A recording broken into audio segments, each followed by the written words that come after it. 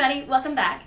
This is day 2 of our STAYcation Bible School, and you don't necessarily have to watch this exactly after day 1. We can spread this out, but this is day 2, and today's theme about feet that follow is about Jesus walking on water. And so we hear that a lot, that story, but again, I really love digging into some of these stories that we know pretty well, or think we know pretty well, and getting a chance to explore a little bit more. So again, I'm here with Stephen Fearing, our pastor, and I'm Sheena Roller. I'm an elder at Beaumont, and we're just going to get a chance to talk a little bit about this story. But first, we're going to let you hear this story from a couple of other folks from our church who are excited to share it with you, and we'll be back in a little while.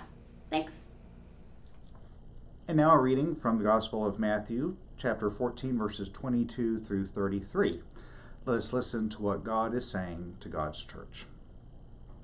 Immediately, he made the disciples get into the boat and go on ahead to the other side while he dismissed the crowds.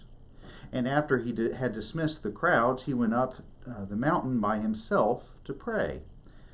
When evening came, he was there alone, but by this time the boat, battered by the waves, was far from the land, for the wind was against them. And early in the morning Jesus came walking towards them on the lake. But when the disciples saw him walking on the lake, they were terrified, saying, "It is a ghost!" And they cried out in fear. But immediately Jesus spoke to them and said, "Take heart, it is I. Do not be afraid." Peter answered him, "Lord, if it is you, command me to come to you on the water." Jesus said, "Come." So Peter got out of the boat, started walking on the water, and came towards Jesus. But when he noticed the strong wind, he became frightened, and beginning to sink, he cried out, "Lord, save me!"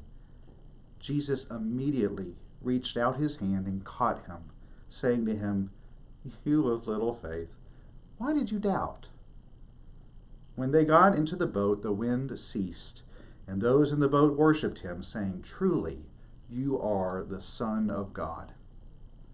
Friends, holy wisdom, holy word. Thanks be to God.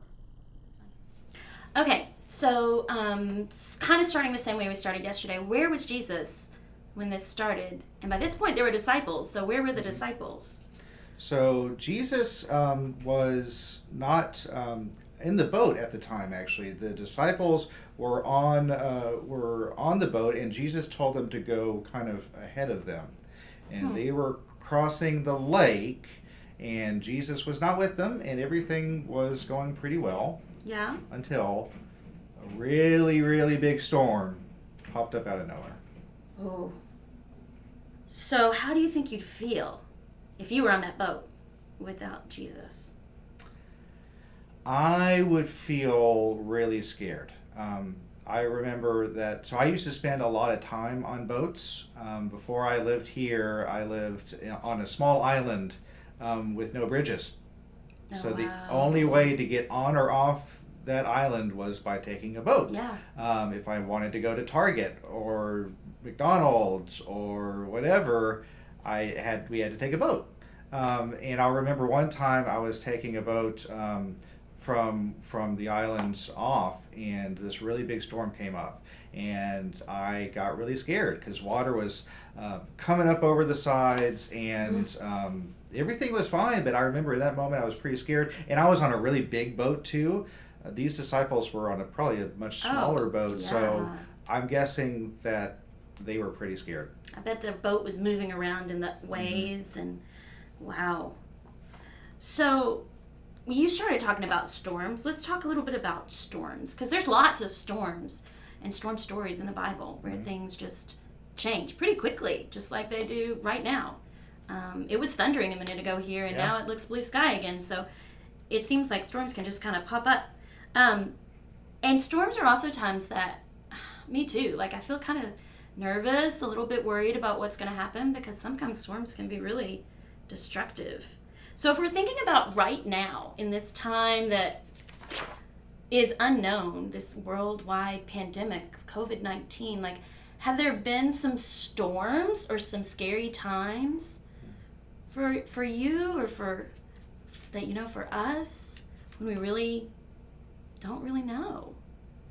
Yeah, I think that for me, whenever I think of that word storm, I think of uncertainty. Yeah. You know what that word means? Yeah. Uncertainty means when you don't know what's going to happen, or something is really new and you don't know what's going to happen. So a storm that comes out of nowhere, it makes us scared, because when we don't know what's happening or whether or not we're going to be safe, we have fear. And there are, as you said, there are lots and lots and lots of stories in the Bible of people who were scared when that scary things happened to, and they didn't know what was going to happen. I think about like the story of the Israelites escaping slavery from Egypt, and they were cornered by the Red Sea by Pharaoh and his army. That was a kind of storm too, because they didn't know what was going to happen, but God saved them. But this is another one of those stories where something really scary happens, and we wait to see what's going to happen next. Yeah, and I think sometimes for me, when I'm in that sort of time of uncertainty and fear, is often when I feel like God is with me.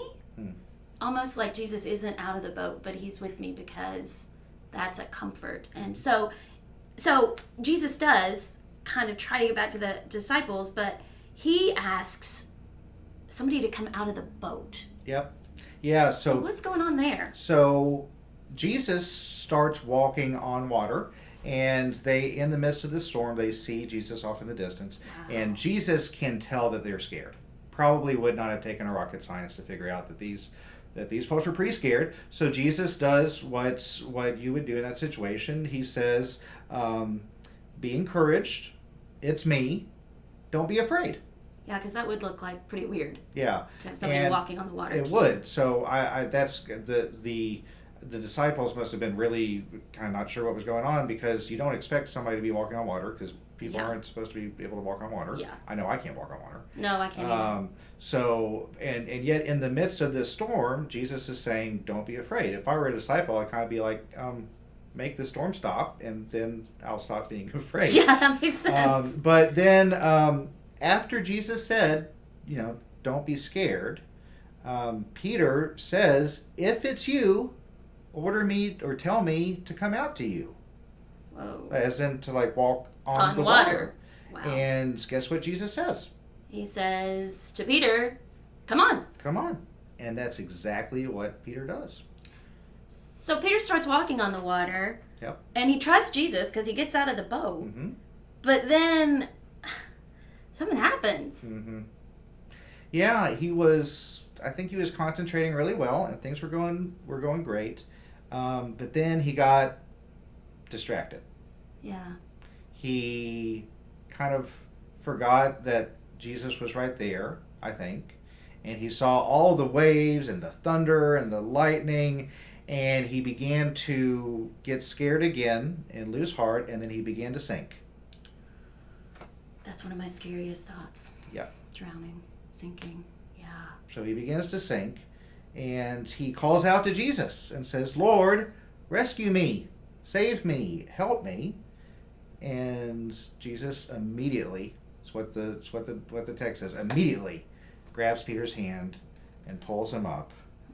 And then he said, why did you doubt? You were doing so great. Like you were doing so great.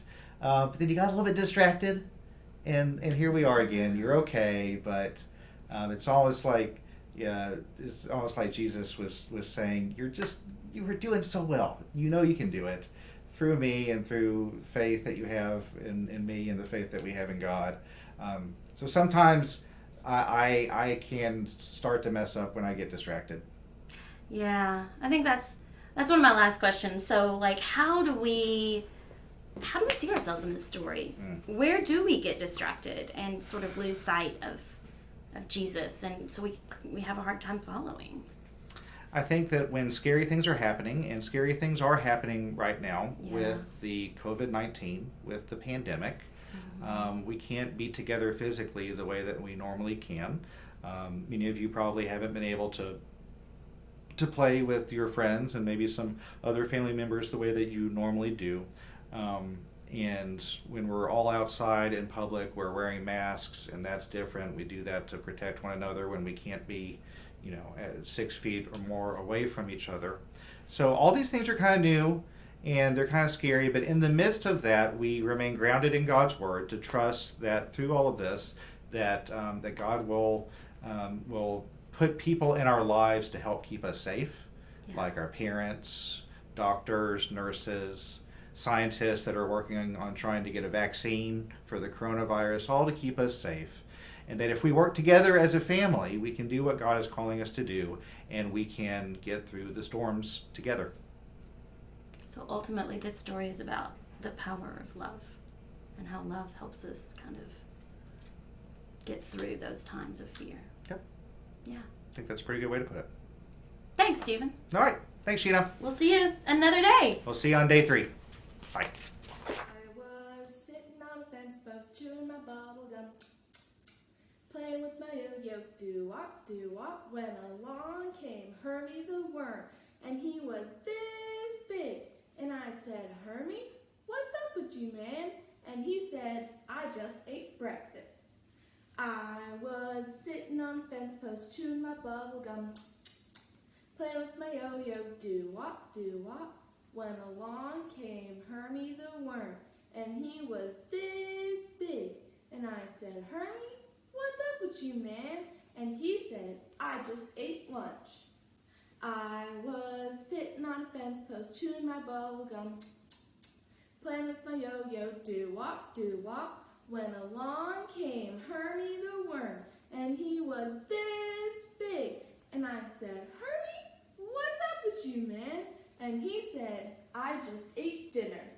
I was sitting on a fence post chewing my bubble gum, playing with me yo-yo, do-wop, when along came Hermie the worm, and he was this big.